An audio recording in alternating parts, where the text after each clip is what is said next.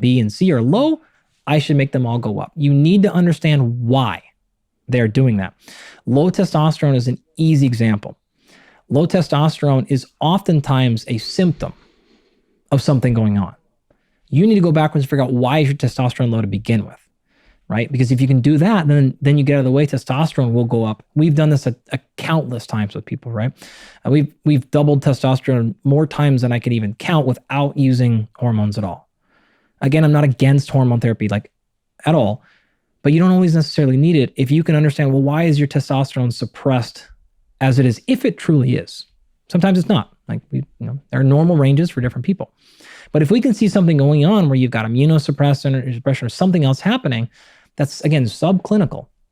So you're not sick all the time. You're not like in a hospital bed. But it's like, oh, okay, we can see A, B, and C happening. Those are known to be associated with, compromising testosterone. Clear those things up and then back out of the way and watch testosterone just take off. Easy example, this one is my colleague Dan Garner. He did this one famously. He had an athlete or a client who actually had a number of markers that are in a blood test, a basophil specifically, that are associated with allergic reactions. They're not an allergy test, okay? But he noticed that this particular individual was doing everything right, but that number was off the chart. Found that actually what was happening is there was a tree in this gentleman's neighborhood that it was causing him a little bit of a response. So he had to make sure he stayed away from that tree. His basophil number went back to normal and his testosterone rocketed. Really? Yeah, absolutely. It gets more complicated, okay? So take something like albumin. Albumin's a protein. It's actually the protein in egg whites, which is great. It does a lot of things. It's a carrier protein, though. So carries red blood cells. It carries cortisol throughout your body.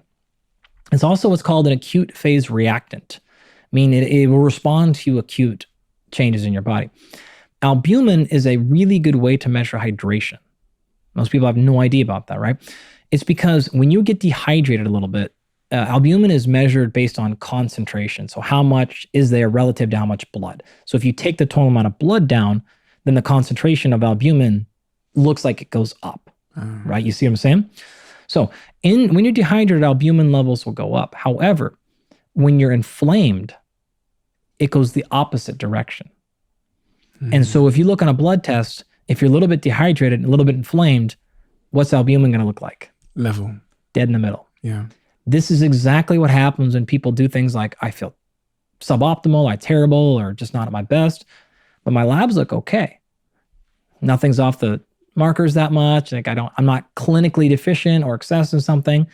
So everything can be within the reference ranges, but given the reference range problem, given the association problem, and giving other things that we realize happen as that multifaceted approach, we can absolutely see what's explaining why you're feeling what you're feeling dead in your blood panels without anything ever being off your reference range.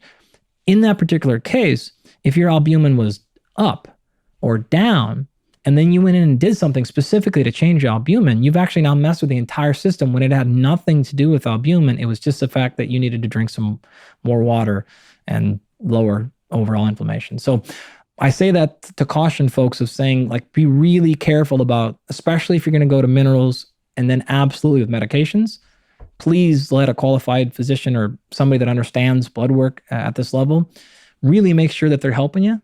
One more time, vitamin D is a good example of something that's okay. You push that one up, no problem there. For the most part, there are times when it is, but the rest of them, folks, like, be a bit careful there.